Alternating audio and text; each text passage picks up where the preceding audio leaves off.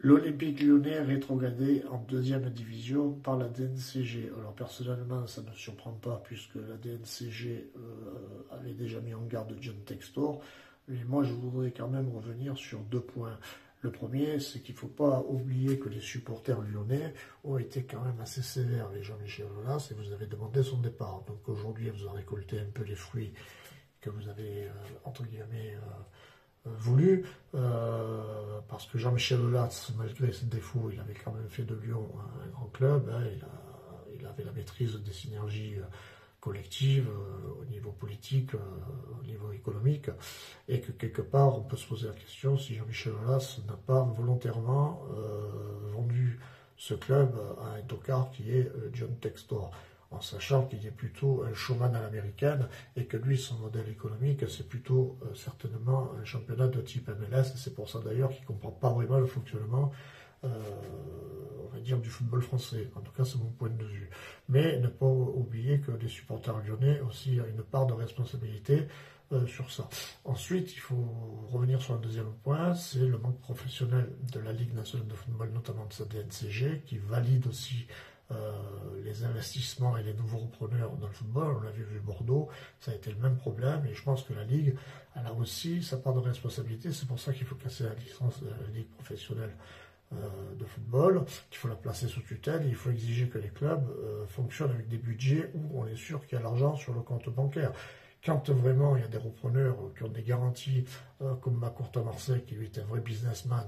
Bon, lui, c'est une holding, mais on sait que ça fonctionne bien, on peut se permettre certaines choses. Mais quand c'est vraiment à coup d'emprunt, comme le pouvait le faire John Textor, c'est pas la multipropriété qui est problématique, c'est, je pense qu'il faisait beaucoup trop d'emprunts et qu'il n'y avait pas les garanties suffisantes. Et je pense que c'est le problème qui est là. Mais c'est vrai qu'en France, tout part en vrille, et c'est aussi ce qu'il faut comprendre dans le malheur de l'Olympique Lyonnais.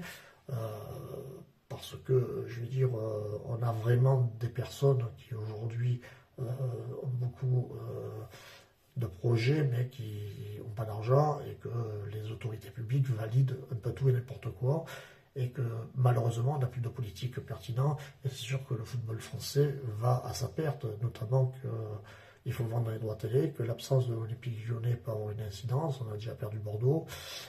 Bon, les Lyonnais vont peut-être faire appel, ils vont peut-être obtenir un sursis l'année prochaine, sinon ils vont aller en D2 avec Saint-Etienne. Comme quoi, il ne faut pas se moquer des Stéphanois, parce qu'aujourd'hui, vous allez vous retrouver comme eux. Et le paradoxe, c'est que c'est le Stade de Reims qui risque de remplacer l'Olympique Lyonnais, en sachant que Robin Molina en a parlé et que Reims n'est pas mieux loti.